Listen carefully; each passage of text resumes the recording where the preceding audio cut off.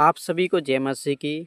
देखिए, आज हम इस वीडियो में जानेंगे, आज हम भाषा के बारे में जानेंगे कि मनुष्य की भाषा अलग-अलग क्यों है। देखेंगे कि हमारी इस दुनिया में बहुत सारे देश हैं और देखिए बहुत सारे देश हैं और सभी की भाषा अलग-अलग है। कहीं पर देखिए हिंदी बोली जाती है, कहीं पर अंग्रेजी, कहीं पर कुछ और भाषा, ऐसी-ऐसी भाषाएँ बोली जाती हैं जिनको हम समझ भी नहीं सकते हैं। सभी प्राणियों की, सभी देशों की, सभी राज्यों में, यहाँ तक कि एक राज्य के बाद दूसरे राज्य में भी हम जाएँगे ना, तो वहाँ पर भी देखिए हमें भाषा अलग-अलग मिलती हैं। हम उनकी भाषा को नहीं समझ सकते, वो हमारी भाषाओं को नहीं समझ सकते।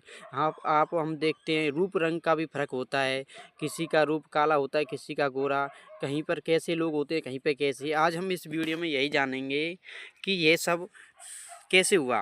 क्या परमेश्वर ने ये सब किया है? क्या परमेश्वर ने मनुष्य की भाषा एक दूसरे की ऐसी की है कि एक दूसरे मनुष्य ना समझ पाएँ, या मनुष्य की भाषा में गड़बड़ी परमेश्वर ने पैदा की है? आज हम वचनों के द्वारा जानेंगे, या परमेश्वर ने ऐसा क्यों किया? ये सब कुछ हम जानेंगे कि परमेश्वर की ऐसी क्या परिस्थिति आ गई, या परमेश्वर ने ऐसा निर्णय क्यों लिया कि मनुष्यों की भाषाएँ अलग कर दी। मनुष्य एक दूसरे की बोली नहीं समझ पाते, अलग-अलग देश, अलग-अलग नगर में बँट गए भाषा के कारण, रूप रंग के कारण। आज हम इस वीडियो में जानेंगे परमेश्वर ने ऐसा क्यों किया। हम देखते हैं हिंदी बाइबल में कि परमेश्वर ने जब सृष्टि की रचना की थी, तो आदम और हव्वा मनुष्य और स्त्री बनाए थे। तो हम सोचते हैं कि हम स्त्री और पुरुष से उत्पन्न हुए हैं। अब हमारा परमेश्वर सारी दुनिया का परमेश्वर है, तो फिर बताइए भाषा अलग-अलग कैसे हो गई?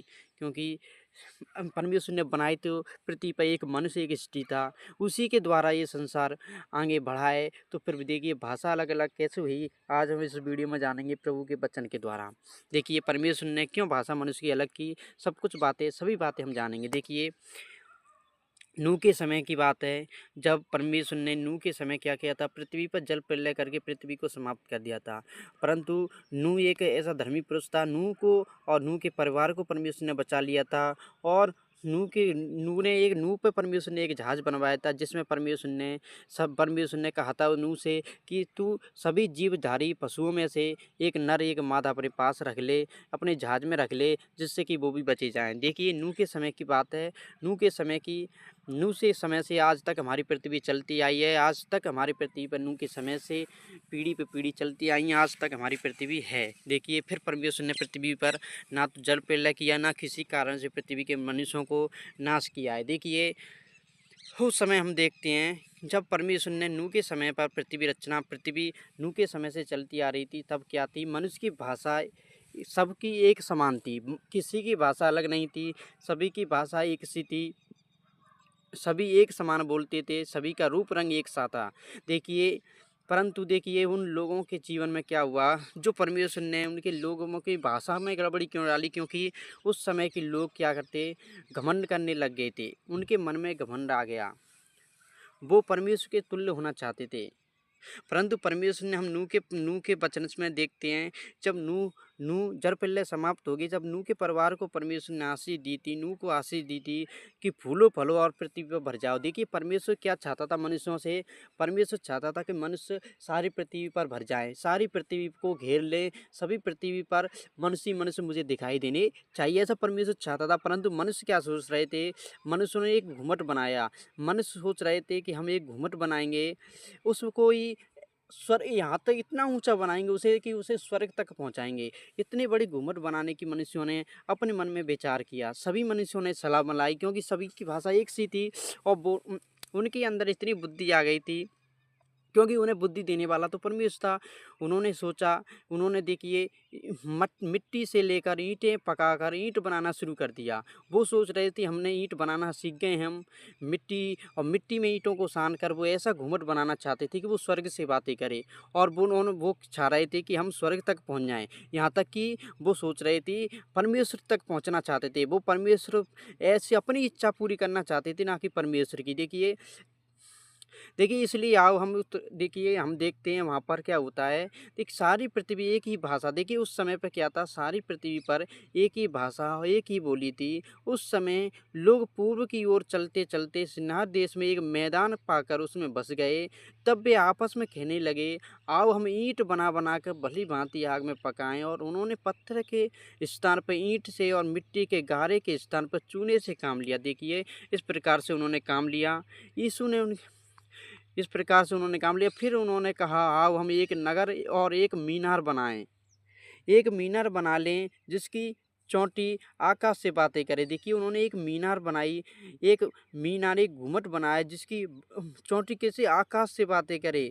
इस प्रकार से हम अपना नाम करें, ऐसा ना हो कि हमको सारी पृथ्वी पर फैलना पड़े। देखिए बोल परमेश्वर तो चाहता था कि मनुष्य सारी पृथ्वी पे फैल जाए, परंतु वो सोच रहे थे कि हमें ऐसा ना हो कि हमें सारी पृथ्वी पे फैलना पड़े। इसलिए वो एक ऐसा मीनार बनाना चाहते थे जो स्वर्ग से बातें करे, जो आकाश से बातें करे। ऐसा ना हो कि हमको सारी पृथ्वी पे फैलना पड़े। जब लोग नगर और घुमत बनाने लगे तब उन्होंने देखने के लिए, देखिए हमारा परमेश्वर यहोवा उतर आया, और यहोवा ने कहा, मैं क्या देखता हूँ कि सब एक ही दल के हैं और भाषा भी उन सब की एक ही है, और उन्होंने ऐसा ही काम भी आरंभ किया है, और अब जो कुछ भी करने करने का यत्न करेंगे उसमें से कुछ भी उनके लिए अनहोना ना होगा। देखिए अब वो जो कुछ करना चाहेंगे उसमें से कुछ भी अनहोना नहीं होगा। देखिए परमेश्वर उनकी बुद्धि को, उनके काम को देखने के लिए उतर आया। परमेश्वर ने देखा कि मैंने तो इन्हें आज्ञा दी थी कि पृथ्वी, सारी पृथ्वी पे घूम फैल जाए, परंतु ये तो उल्टा मुझे तक पहुंचने की कोशिश कर रहे हैं। ये तो एक जगह पे ही रहना चाह रहे हैं। वो सोच रहे थे कि हम परमेश्वर पर निर्भर ना रहें, हमें सीधा स्वर्ग में पहुंच जाएं। ऐसे उन्होंने विचार बनाया। उन्होंने देखिए आकाश से बातें करे, अपना नाम, अपनी घमंड करना चाहते थे। वो सीख गए थे, उनके अंदर बुद्धि आ गई थी। वो सोच रहे थे कि हम ईंट बनाना सीख गए, ये सीख गए, वो सीख गए। इसलिए उनके अंदर घमंड की बातें आ गई कि हमें इतनी बुद्धि है, हम लोगों को दिखाएंगे दुनिया को कि हम परमेश्वर को छोड़ हम अपनी शक्ति से भी बहुत कुछ कर सकते हैं। इसलिए वो देखिए ऐसी मीनार बनाना चाहते थे जो आकाश से बातें करे। परंतु परमेश्वर को पता था कि अब यदि ये एक सब मिलकर रहे तो जो जिन्होंने इन्होंने जो विचार बनाया है उसमें ये सक्सेस हो सकते हैं, उसमें सफल हो सकते हैं। इसलिए परमेश्वर ने देखा और परमेश्वर ने सोचा कि अब मैं इनकी भाषा में गड़बड़ी पैदा करूँगा। इसलिए आओ हम उतर कर उनकी भाषा में बड़ी गड़बड़ी डालें कि वे एक दूसरे की बोली को ना समझें। देखिए परमेश्वर ने उनकी भाषा में गड़बड़ी डाली, पैदा की। इस प्रकार यहोवा ने उनको वहाँ से सारी पृथ्वी के ऊपर फैला दिया, और उन्होंने उस नगर का नाम छोड़ दिया, उस नगर को बनाना छोड़ दिया, क्योंकि उनकी भाषा में गड़बड़ी होने के कारण जो वो काम कर रहे थे उसको नहीं कर पाए। एक दूसरे की वो बोली समझ नहीं पा रहे थे, जिस कारण से जो वो काम कर रहे थे वो वहीं पर रुक गया। इस कारण उस नगर का नाम बाबेल पड़ा, क्योंकि सारी पृथ्वी की भाषा में जो गड़बड़ी है वह यहोवा ने वहीं से डाल दी थी, और वहीं से यहोवा ने मनुष्यों को सारी पृथ्वी के ऊपर फैला दिया। देखिए मनुष्य की भाषा में गड़बड़ी परमेश्वर ने वहीं से डाली थी, इसलिए उस जगह का नाम बाबेल है। सोच के देखिए इस दुनिया में बहुत सारी भाषाएं हैं, बहुत सारे रूप रंग हैं, परंतु ये सब कुछ देखिए परमेश्वर ने किया है। परमेश्वर ने क्यों किया? परमेश्वर ऐसा नहीं करता तो क्या होता?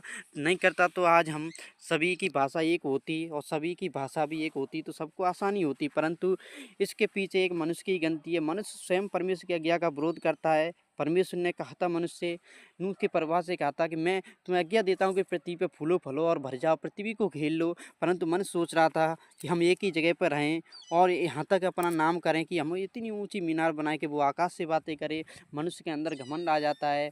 वो सोचता है कि हमें जो बुद्धि है, हमें जो पावर है, उससे हम सब कुछ कर सकते हैं, हमें किसी परमेश्वर की ज़रूरत नहीं है। ऐसा ही हुआ था, परंतु वो हम मनुष्य भूल जाते हैं कि मनुष्यों के अंदर बुद्धि देने वाला तो परमेश्वर है, उसके अंदर कितनी बुद्धि होगी। देखिए हम देखते हैं कि परमेश्वर ने उनकी भाषा में गड़बड़ी पैदा करके देखिए उनके काम को रोक दिया, और देखिए उन्हें सारी पृथ्वी पर फैला दिया। जिससे क्या हुआ था, जब पृथ्वी पर वो फैल गए तो जैसी जिसकी भाषा थी उसके साथ वो संगति करने लगे, और देखिए इस प्रकार से हमारी दुनिया में सभी जगह पर जो नगर नगर बस गए, जिनकी एक सी भाषा थी वो एक साथ रहने लगे, और जिनकी जिनकी जो जो भाषा समझ में आ रही थी वो लोग एक साथ रहने लगे। इस तरीक़ा से देखिए हम देखते हैं कि हमारी दुनिया में लोग बँट चुके हैं। आज के समय में हम ये वचन से, बाइबल के वचन में से जानते हैं कि परमेश्वर ने भाषा में गड़बड़ी पैदा की और परमेश्वर का वचन सच्चा है, बाइबल सच्ची है। क्योंकि बाइबल में बताया गया है कि दुनिया में परमेश्वर ने पृथ्वी पर भाषा में गड़बड़ी पैदा की, जिस कारण से आज हम देख रहे हैं कि देश और अलग अलग नगरों की भाषा अलग अलग है। हम एक दूसरे की बोली नहीं समझ सकते। यदि हम अपने देश से दूसरे देश में जाएंगे तो वहाँ के लोगों की हम भाषा नहीं समझ सकते, वो हमारी भाषा नहीं समझ सकते। परमेश्वर ने लोगों को सारी पृथ्वी पर इसलिए फैलाया, इसलिए भाषा गड़बड़ी करी कि लोग सारी पृथ्वी पर फैल जाएं और वो पूरी पृथ्वी को घेरें, जिससे कि वो एक जगह पर रहना ना चाहें। देखिए, क्योंकि लोगों ने उस समय घमंड किया था। यदि वो परमेश्वर भाषा उनकी चेंज नहीं करता, यदि वो सोचते और पृथ्वी पर फैलते जाते और वो ये परमेश्वर के तुल्य होना नहीं चाहते। देखिए, शैतान, आपको पता है ना, शैतान ने भी परमेश्वर के तुल्य होने की कोशिश की थी। जो परमेश्वर का प्रिय स्वर्गदूत था, उसने क्या सोचा था कि मैं परमेश्वर के तुल्य हो जाऊं, मुझे परमेश्वर की ज़रूरत नहीं पड़ेगी, मैं अपनी महिमा करवाऊं। उसने अपनी ओर कुछ स्वर्गदूतों को करके उसके अंदर घमंड आ गया कि मेरी इतनी सुंदरता है, मुझ में इतनी पावर, इतनी शक्ति दी है परमेश्वर ने कि मैं परमेश्वर के तुल्य हो जाऊँगा और मुझे परमेश्वर के समान मैं हो जाऊँगा, अपनी पूजा मनुष्यों पे करवाऊँगा। शैतान को घमंड आ गया था, वो भी परमेश्वर के तुल्य होना चाहता था। इसलिए तो देखिए, शैतान के घमंड को भी परमेश्वर ने नीचा किया, शैतान को भी ऊपर से नीचे फेंक दिया। देखिए, ऐसे ही देखिए मनुष्यों के जीवन में यदि उस स्वर्गदूत के जीवन में घमंड आया, तभी तो वो भी परमेश्वर से दूर हो गया। तो देखिए, ऐसे ही मनुष्य के जीवन में इस समय क्या हुआ था, वो सोच रहे थे कि हम परमेश्वर के तुल्य हो जाएं, परमेश्वर के समान हम एक ऐसी मीनार बनाए कि परमेश्वर के आकाश से बातें करे, हमें कहीं और नहीं भटकना पड़े। तो और देखिए, उनके मन में बहुत सारे विचार थे। हम सोचें कि उनके मन में एक और विचार हो सकता है, वो यह हो सकता है कि देखिए, पहले नूह के समय में परमेश्वर ने पृथ्वी को जल प्रलय से नाश किया था। वो घूमट बनाने का विचार उनके मन में इस बात से भी आया हो, कहीं ऐसा ना हो कि परमेश्वर हम पर क्रोध करे और फिर से जल प्रलय करे। तो वो ऐसा घूमट बनाना चाहते थे कि हम अपनी जान उस पर छड़ के बचा लें, आकाश से 5 चौंटी बातें करें। इसलिए भी उन्होंने घूमट बनाने के विचार किए होंगे। यहाँ तक हम सोचते हैं कि उन्होंने घूमट बनाना या मीनार बनाने की विचार इसलिए सोचा कि वो परमेश्वर पर निर्भर ना रहें और वो परमेश्वर के क्रोध से भी बचना चाहते थे। कहीं ऐसा ना हो कि परमेश्वर फिर से जल प्रलय करे और हम नाश हो जाएँ। इसलिए भी वो घूमट बनाने की अपने मन में विचार लाए होंगे, जिससे कि वो चाहते थे कि हम इतनी ऊँची बनाएँ कि वहाँ तक पानी भी नहीं पहुँच पाए, बाढ़ भी नहीं आए। और देखिए, इस प्रकार से परमेश्वर उनके मन को जानता था, उनकी उनकी इच्छा को जानता था। इसलिए तो परमेश्वर ने देखा कि ये गलत कर रहे हैं, मनुष्य मेरी आज्ञा के विरुद्ध जा रहे हैं, तो परमेश्वर ने उनकी भाषा में गड़बड़ी करी, ना कि उन्हें नाश किया। परमेश्वर ने भाषा में गड़बड़ी करने के बाद उनको एक दूसरे से अलग कर दिया। एक दूसरे से अलग करने के बाद देखिए, एक दूसरे से वो बिछड़ गए और देखिए, जैसी जिसकी भाषा थी उसके साथ संगति करने के बाद वो एक पृथ्वी पर सारी पृथ्वी पर फैल चुके। इस प्रकार से हम जानते हैं कि परमेश्वर की बाइबल में जो कुछ लिखा है वो सच लिखा है और जो परमेश्वर के प्रति घमंड करता है उसको परमेश्वर नीचा करने वाला होता है। God bless you. परमेश्वर आपको आशीष दे। आमीन। हालेलुया। धन्यवाद।